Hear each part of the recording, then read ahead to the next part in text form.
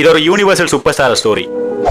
இது லவ் ஸ்டோரியா இல்லாட்டி மோட்டிவேஷனல் ஸ்டோரியாண்டு உண்மையா கன்க்ளூஷன் சொல்ல தெரியாம இருக்கு. But I strongly believe that this love story will motivates you. 17 வயசு இருக்கும் ஒரு யங் பாய் மார்ஷியல் ஆர்ட்ஸ் படிக்கணும்னு சொல்லி ஒரு அகாடமியில சேர்றாரு. அவர் சின்ன வயசுலயே தான் சினிமாவில் ஒரு பெரிய ஸ்டண்ட் மேன் வரணுங்கிறது அவர் ஒரு எய்ம்.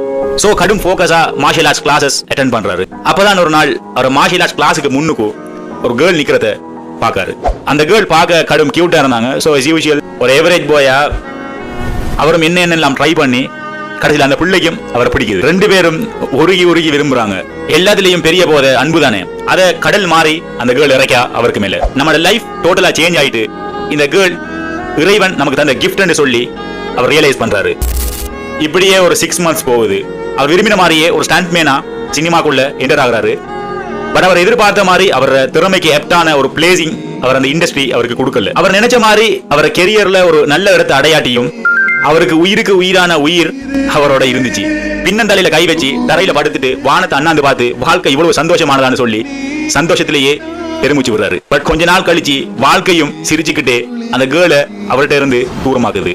சடனா அந்த கேர்ள் இல்லாம போனது அவரால் எக்ஸப்ட் பண்ணிக்கலாம போயிட்டு. சோ அவர் எங்கெங்கெல்லாம் தேடுறாரு. அந்த கேர்ள் தங்கி இருந்த ரூம்ஸ், அந்த கேர்ள் ஃப்ரெண்ட்ஸ் எல்லார்ட்டையுமே கேட்காரு. பட் யாருக்குமே அவ எங்க போனான்னு தெரியாம இருந்துச்சு. ஆசை ஆசையா அன்பு அள்ளி இறைச்ச ஒரு ஆள் திடீரென்று காணாம போனா எப்படி இருக்கும்? சரியா ஒரு வருஷம் கழிச்சு ஏதோ ஒரு ஃபங்க்ஷன்ல அந்த பிள்ளைய பாக்காரு. கடும் சந்தோஷம், கடும் கோபம் எல்லாம் கலந்த ஒரு உணர்வு. ஓடி போறாரு. ஏன் என்ன விட்டுட்டு போனேன், நான் உனக்கு என்ன செஞ்ச, இந்த பல கேள்விகள் அவருக்குள்ள இருந்துச்சு. அந்த கேர்ள் கை இன்னொரு கையை பிடிச்சிட்டு இருக்கிறத நோட் பண்றாரு. அண்ட் ஆல்சோ அந்த கேர்ள் பிரெக்னண்டா இருந்தாங்க. ஆனாலும் அவருக்கு மனசு கேட்கல. சோ எப்படியாவது போய் பேசுவோம் போறாரு. பட் அந்த கேர்ள் அவரை கொஞ்சம் கூட கவனிக்கல மீன்ஸ் கவனிக்க கூடாது கவனிக்கல. உடம்புல இருந்து உயிரை கிழிச்சு எடுத்தா எப்படி ஒரு பெயின் வரும், அதே பெயின். எதுக்கு விட்டுட்டு போனாங்கன்னே தெரியாம இருக்கிற ஃபீல் கொடுமையானது. வாழ்க்கையே அவருக்கு வெறுக்குது. பட் இருந்தாலும் அவர் அடுத்த நாள் ஷூட்டிங் ஸ்பாட்டுக்கு போறாரு. 45வது ஃப்ளோர் வந்து பாயணும். பட் எந்த சேஃப்டி ரோப்ஸும் போட மாட்டோம், சேஃப்டி மெட்ஸும் பாவிக்க மாட்டோம்.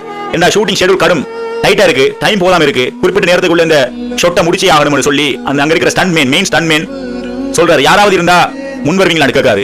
பட் யாருக்குமே 45வது ஃப்ளோர்ல இருந்து ஸ்டன் பண்றங்கிறது இட்ஸ் இம்பாசிபிள், ரைட்?